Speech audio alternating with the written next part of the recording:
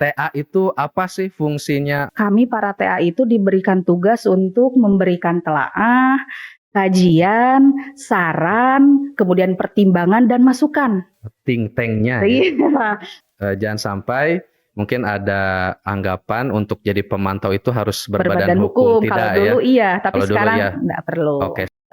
Kesadaran bahwa humas ini adalah wajah lembaga Ya. itu harus dimiliki oleh setiap orang yang ada di Bawaslu. Setiap orang di Bawaslu ya adalah agen kehumasan. Kalau Teteh lihat kinerja dari Bawaslu Papua. Oh, siap, waduh. Begitu. Iya, iya. Ya. Jadi dari Bawaslu Papua ini apakah sudah bagus kehumasannya atau seperti apa? Mungkin ada saran masukan? Oke, siap.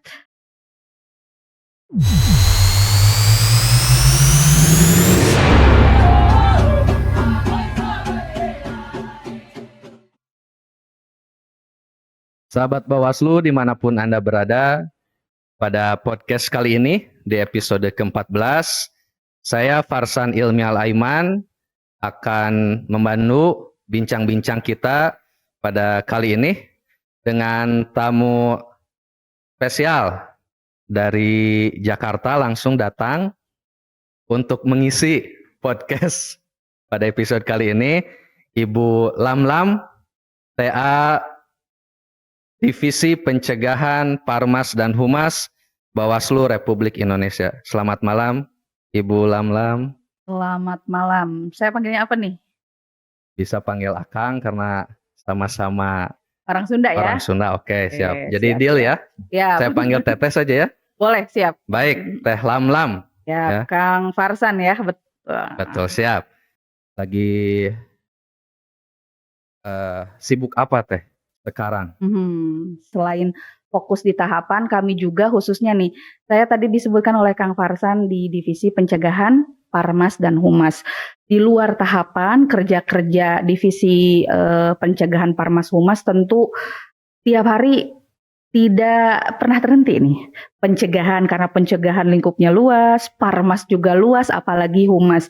Jadi kesibukannya yang memang reguler. Nah, hari ini khusus nih di Parmas misalnya, salah satunya di Parmas, ya kami keliling untuk melaksanakan contohnya kayak acara kita kemarin, workshop pengawasan partisipatif, begitupun kegiatan Parmas lainnya, itu untuk di Parmas. Untuk pencegahan pun seperti kerjasama, kemudian edukasi kepemiluan itu kita hari ini masih berjalan ya, terus bahkan nanti sampai pemilu, hari H pemilu. Oh ya, jadi kesini selain isi podcast ya, jadi kemarin kita sudah laksanakan workshop pencegahan ya, workshop pengawasan partisipatif. Betul. Nah, itu salah satu program dari Bawaslu RI, di mana di situ Bawaslu RI mengundang kelompok-kelompok strategis untuk ikut memberikan sumbangsih mungkin ya, ide-ide dan juga salah satunya sosialisasi. Betul. Nah, Teh Lamlam ini TA tenaga ahli ya Teh ya. Ada sekarang 3 orang. 3 orang per pimpinan, betul. 3 orang per pimpinan. Untuk Teh Lamlam ini ada di TA-nya Ibu Loli Suhenti. Betul. Terus satu-satunya perempuan. Betul, betul. Secara TA secara keseluruhan satu-satunya perempuan. Betul. Ya, baik. Nah, ini mungkin sahabat Bawaslu juga masih bertanya-tanya ya. Siap. TA itu apa sih fungsinya apa? Terus ada 3 di divisi, itu pembagiannya seperti apa? Bisa Teteh jelaskan kepada kita? Sangat bisa. Jadi Kang Farsan dan sahabat Bawaslu semua, kalau kita rujuk ke agak serius nih ya, kalau kita rujuk ke dasarnya, ke regulasinya yang mengatur TA itu diberikan amanah, ada 2 nih regulasinya. Yang pertama itu di Peraturan Presiden 68 tahun 2018 dan yang kedua di Perbawaslu 1 2021 yang mengatur tentang tenaga ahli. Tenaga ahli tadi seperti yang disampaikan Kang Farsan memang maksimal 15. Itu artinya ketika pimpinannya 5 berarti 15 itu satu pimpinan dapat 3 ya, dapat 3. Jadi bagi rata ya. Dibagi rata. Ya, betul. Soalnya sebelumnya di periode sebelumnya TA hanya 1 tapi dapat tim asistensi. Betul. Nah, di periode ini TA-nya satu pimpinan masing-masing 3. Nah, kalau merujuk ke 2 regulasi tersebut, kami para TA itu diberikan tugas untuk memberikan telaah, kajian, saran, kemudian pertimbangan dan masukan. Think tank-nya ya. Iya, kepada para pimpinan. Apa yang dibutuhkan pimpinan, para pimpinan berkaitan dengan pengawasan pemilu, partisipasi masyarakat, litigasi hukum dan lain sebagainya, itulah kerja-kerja TA. Maka posisi TA itu adalah di bawah dan bertanggung jawab langsung kepada para pimpinan yang dikoordinasikan oleh Sekretariat Jenderal. Tuh tadi ya itu tugasnya, tugas TA-nya fungsinya, tugasnya betul. ya.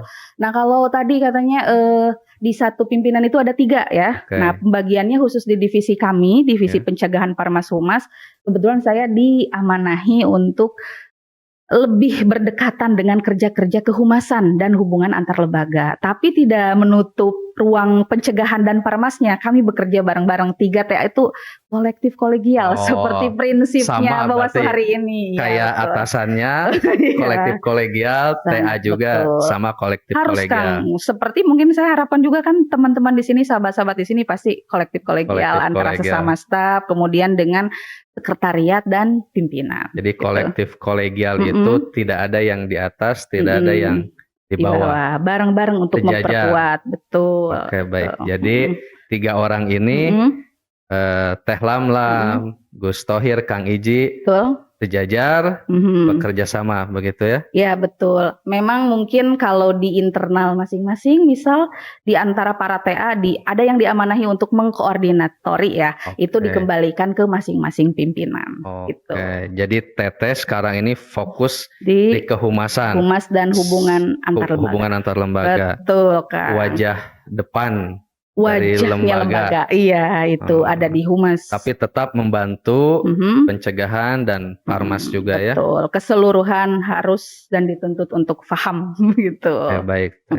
Nah, sekarang semangat pencegahannya lebih Dikedepankan. Betul. Nah, dari segi kehumasannya ini, siap. berarti kan otomatis harus berkelindan ya dengan tadi maksud mengedepankan pencegahannya. Ini seperti apa Teh? Oke, siap nih. Terima kasih nih Kang Farsan. Pertanyaannya ini juga kan penting ya diketahui oleh seluruh sahabat Bawaslu. Betul seperti tadi disampaikan, kalau hari ini paradigma lembaga kita, paradigma barunya itu adalah lebih mengedepankan pencegahan. Bukan dalam artian menghilangkan fungsi pengawasan ya, tapi fungsi pengawasan itu dilakukan dalam 2 kaki ya, pencegahan dan penindakan. Nah kebetulan sekali karena pencegahan ada di divisi yang kami ada di dalamnya. Tadi Kang Farsan bertanya soal dalam bentuk humasnya.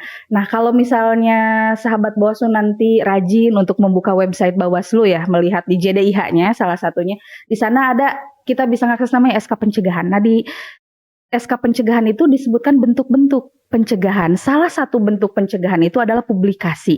Publikasi adalah salah satu nih giat dari humas, salah satu ya bagian kecil.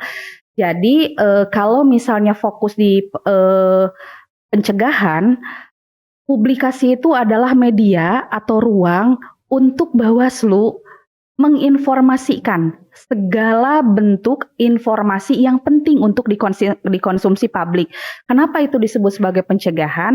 Karena agar apa yang harus diketahui oleh masyarakat luas itu bisa jadi konsumsi mereka. Sehingga misal contoh ya, kalau misalnya kita di media sosial kita nih Bawaslu memberitahukan kalau A adalah sesuatu yang dilarang dalam pemilu, contoh. B adalah sesuatu yang diperbolehkan. Ketika kita masif untuk melakukan edukasi kepemiluan, salah satu bentuk publikasi, maka masyarakat diharapkan tahu dan tidak melakukan yang dilarang itu.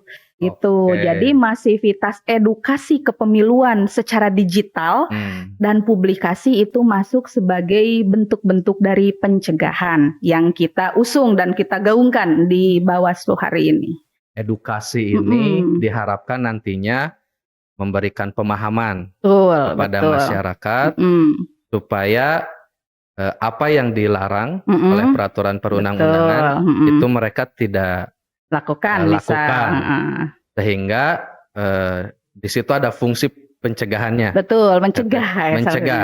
Betul. Salah satunya lewat publikasi, kemudian publikasi, edukasi edukasi kepemiluan secara digital ya. secara Nah, digital salah ya. satunya. Tantangan selama jadi TA nih. Jadi tantangan yang dihadapi di dalam melaksanakan program itu seperti apa? Oke, baik nih, terima kasih.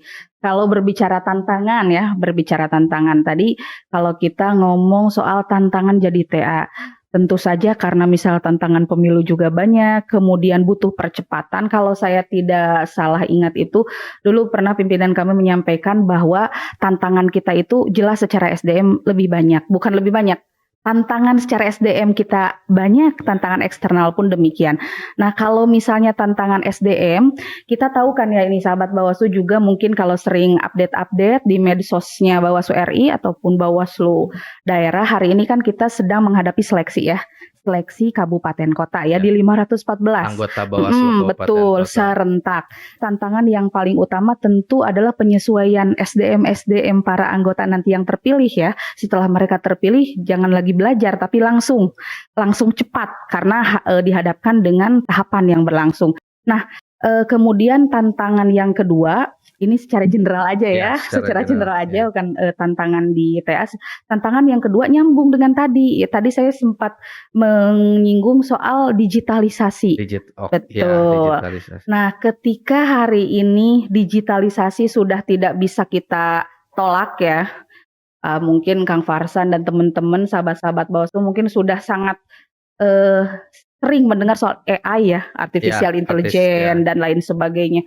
Maka jajaran kita ya Bawaslu baik dari RI sampai ad hoc juga itu harus melek, harus tersadar gitu bahwa sosialisasi pengawasan pemilu agar menimbulkan partisipasi masyarakat untuk mengawasi pemilu tidak bisa hanya dilakukan secara konvensional, betul ya.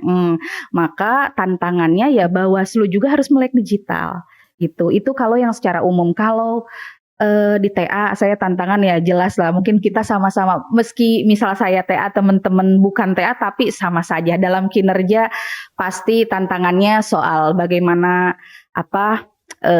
membangun chemistry dengan tim ya, jajaran sekretariat, kemudian bagaimana bisa memenuhi kebutuhan para pimpinan dalam hal substansi. Tantangannya ya kurang lebih seperti itu. Nah, kalau misalnya karena kami di Parmas, partisipasi masyarakat, tantangannya tentu adalah bisa merangkul sebanyak-banyaknya kelompok masyarakat agar bisa turut serta dalam proses pemilu, khususnya dalam pengawasan pemilu. Itu sih kalau tantangan khusus nih spesifik di divisi pencegahan Parmas Humas. Nah, sekarang saya ingin bertanya terkait dengan tadi kelompok masyarakat. Ini apakah ada prioritas tersendiri dari Bawaslu? Apakah pemilih pemula atau misalnya disabilitas atau organisasi kemasyarakatan, kepemudaan. Nah, ini kelompok masyarakat mana yang menjadi prioritas di Bawaslu RI untuk disasar ya, dijadikan mitra begitu Teh? Selalu menarik ya pertanyaan.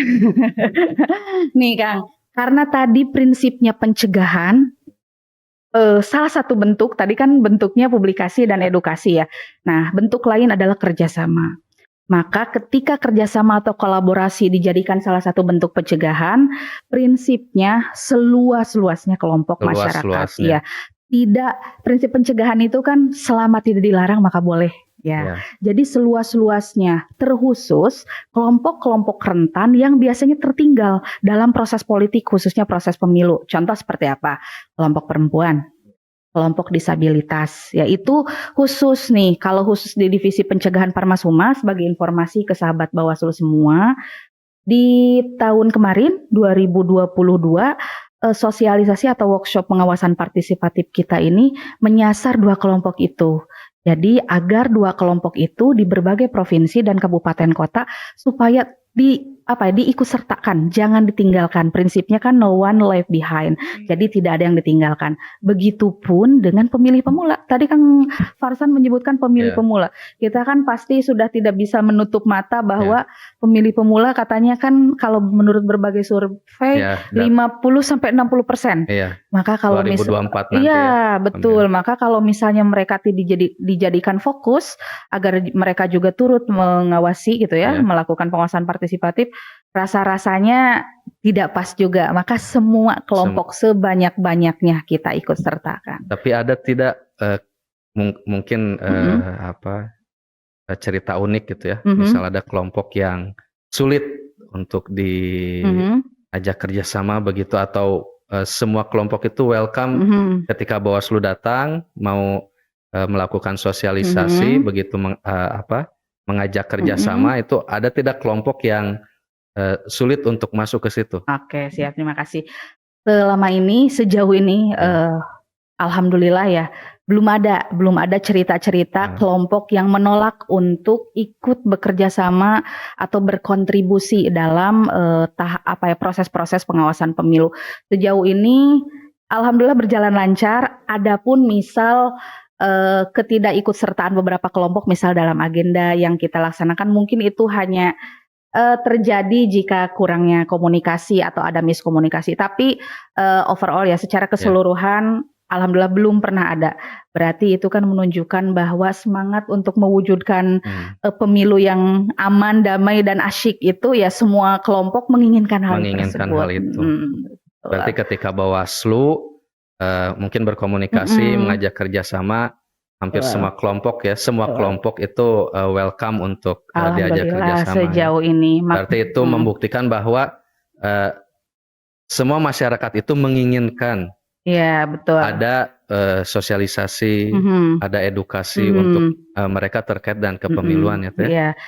Kalau dilihat dari perjalanan sejauh ini kita melihatnya seperti itu. Maka kan harapannya asumsi kita, bukan asumsi ya, harapan kita terkait itu tuh semakin luas gitu kan. Jadi semakin banyak juga masyarakat yang memang ikut.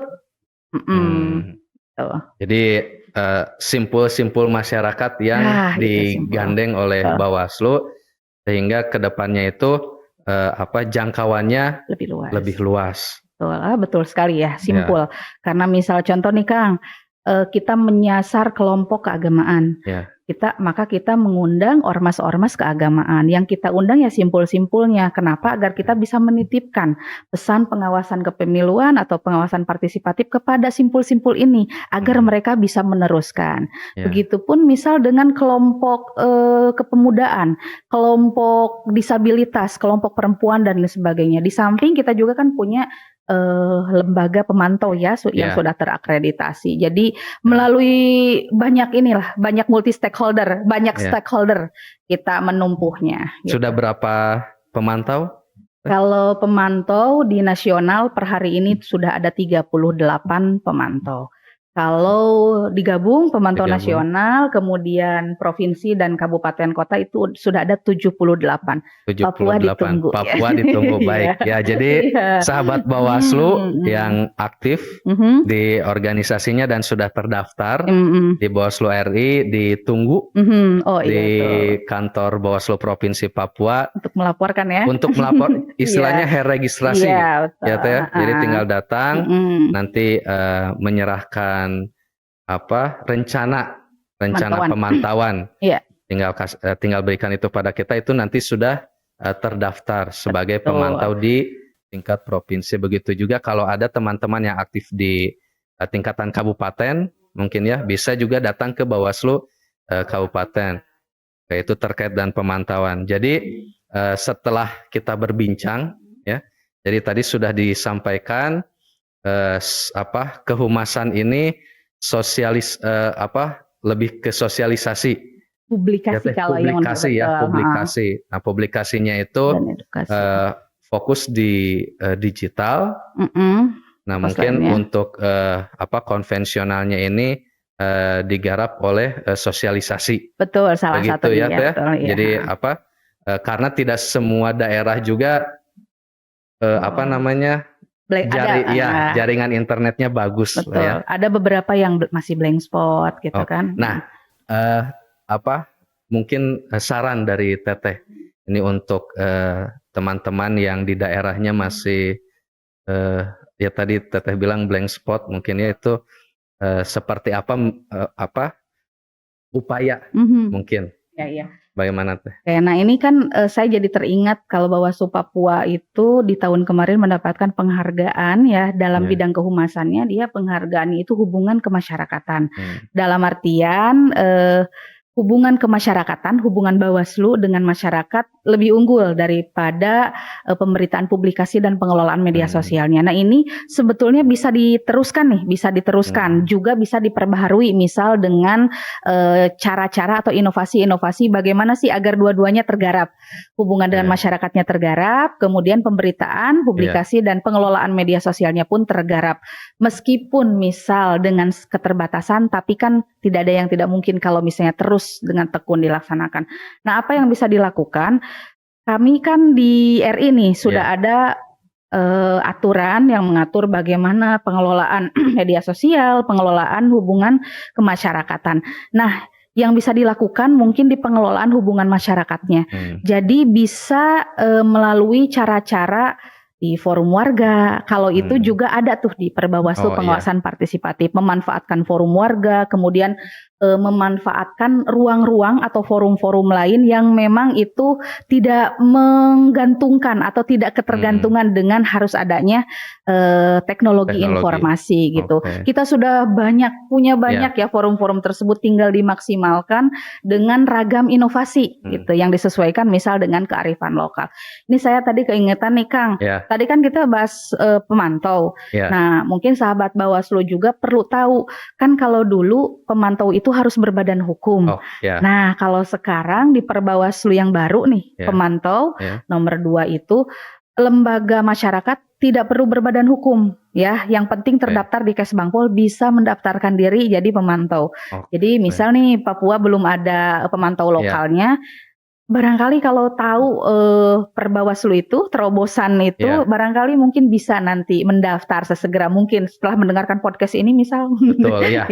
Ya, terima kasih Teh Lamlam. Jadi jangan sampai mungkin ada anggapan untuk jadi pemantau itu harus berbadan hukum. Tidak kalau dulu tapi kalau sekarang dulu enggak perlu. Sekarang tidak ya. Jadi yang penting terdaftar di Kesbangpol. Jadi teman-teman yang lembaganya sudah terdaftar di Kesbangpol, bisa ya. Betul, datang. Meskipun misalnya lembaganya di nasional tidak terdaftar, atau misalnya memang tidak ada cantolan ke nasionalnya, tetap bisa. Bisa, itu kan pemantau lokal nanti. Lokalnya bisa provinsi, bisa di kabupaten kota, tergantung lokus di pemantauannya. Ya, jadi Bawaslu sudah memberikan keleluasaan, kemudahan agar masyarakat bisa makin banyak tergabung di pemantau gitu. Ya, jadi memang itu juga jadi kendala di provinsi Papua ya, Teh. Oh, gitu. Karena 2019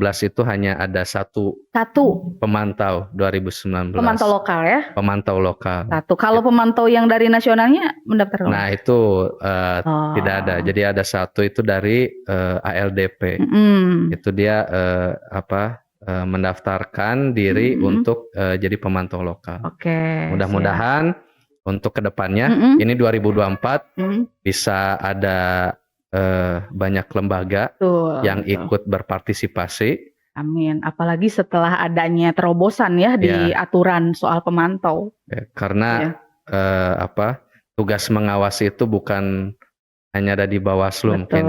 Alangkah lebih baiknya kalau masyarakat juga ikut terlibat secara langsung di dalam mengawasi. Betul, sangat betul Kang Farsan. Baik ya, itu terkait dengan kehumasan ya Teh.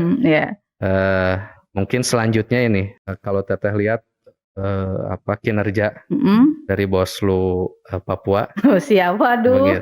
Iya. Jadi dari Bawaslu Papua ini apakah sudah bagus kehumasannya atau seperti apa? Mungkin ada saran masukan? Oke, siap. Tadi sih sudah diulas sedikit ya obrolan sebelumnya. Kalau saya lihat ini kan baru ya pimpinannya baru dan apa namanya itu semua rata-rata punya basic kepemiluan. Sangat optimis untuk ke depannya Bawaslu Papua bisa lebih baik lagi. Nah, terkait dengan kehumasan apa yang sudah ditorehkan oleh para pimpinan Bawaslu Papua sebelumnya yang sudah baik-baik itu bisa ditingkatkan. Yang tadi yang bisa ditingkatkan itu di sisi hubungan Bawaslu dengan masyarakatnya, dengan kelompok masyarakatnya. Yang kedua yang masih perlu ditingkatkan karena mungkin sudah tahu ya catatannya di beberapa hal yang ada yang masih harus ditingkatkan itu lebih pada apa namanya tuh mengoptimalkan fasilitasi yang diberikan oleh Bawaslu RI. Misal kita kan di Bawaslu RI sekarang fokus pada peningkatan kapasitas para jajaran sekretariat Bawaslu provinsi. Maka ketika sudah diberikan peningkatan kapasitas itu yang harus dioptimalkan. Dan kalau istilah Jawa tuh getok tular ya, Kang. Jadi apa yang dibawa oleh orang yang sudah diberi dari Jakarta itu peningkatan kapasitas ditransferkan, diteruskan. Jadi tidak hanya satu orang. Jadi kalau yang mengerjakannya enggak melulu itu aja, kan hasilnya juga bisa lebih apa ya? Harapannya bisa lebih bagus gitu. Karena tadi kesadaran bahwa humas ini adalah wajah lembaga itu harus dimiliki oleh setiap orang yang ada di Bawaslu. Setiap orang di Bawaslu ya adalah agen kehumasan. Kalau bagi kami di Bawaslu RI. Baik, terakhir ini Teh, pertanyaan pamungkas. Di Bawaslu RI ini sekarang sedang fokus di program apa gitu. Jadi supaya sahabat Bawaslu juga tahu sekarang untuk di kehumasan itu sedang menjalankan atau sedang menggarap program apa? Oke, siap. Baik, terima kasih nih Kang Farsan. Kalau untuk di kehumasan karena dari awal sudah arahan dari pimpinan terkait dengan kehumasan kita harus sudah meninggalkan atau bergerak dari kehumasan yang publikatif menuju kehumasan yang informatif dan edukatif, maka kita fokus di sana melalui apa? Ya melalui cara yang baru. Misal dengan pemberian informasi atau edukasi kepemiluan dengan cara yang digemari ya, dengan cara yang digemari oleh publik, misal video pendek dan lain sebagainya. Terus yang kedua tentu saja ke peningkatan kapasitas karena tentu saja di tengah tahapan beban semakin menumpuk di para jajaran apalagi di humas karena humas akan terus harus tuntutannya memberitakan ya, menginformasikan dari awal sampai akhir. Betul. Kalau divisi lain itu ada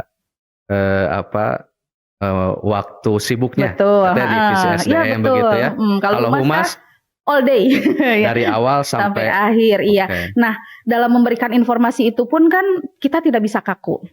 Kalau pemberian informasi ke masyarakat agar mereka ikut mengawasi dengan cara atau dengan bentuk yang kaku, bagaimana mereka bisa menikmati ya, bagaimana mereka bisa memahami, melihatnya saja misal boring dan sebagainya. Itu yang kedua, peningkatan kapasitas. Bagaimana agar jajaran di bawah ini kapasitasnya terus di-up. Menyesuaikan dengan yang berkembang lah atau apa sih istilahnya itu riding the wave dan lain sebagainya. Lagi hits, lagi viral betul.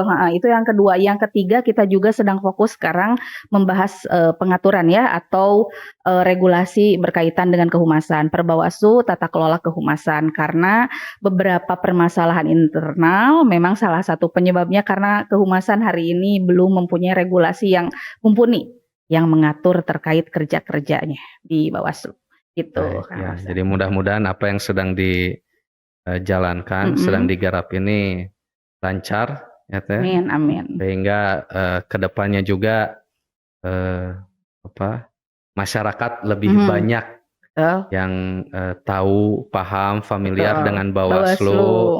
Tentunya dengan berbagai aturan. Dan berbagai aturan yang mengatur kepemiluan itu masyarakat lebih paham, familiar lah ya, familiar lah ya. Karena memang sekarang yang masih butuh effort kita untuk lebih Bawaslu itu lebih didengar misalnya tuh, apalagi anak muda ya. Gitu. Baik, mungkin terima kasih. Teh Lamlam. Terima kasih juga Kang Farsan. Mudah-mudahan tidak lama. Tapi cukup memberikan informasi kepada sahabat Bawaslu dimanapun berada, khususnya di Papua. Begitu. Mungkin untuk menutup episode kali ini, jargon biasa, bersama rakyat awasi pemilu, bersama Bawaslu tegakkan keadilan pemilu. Kami pengawas pemilihan umum.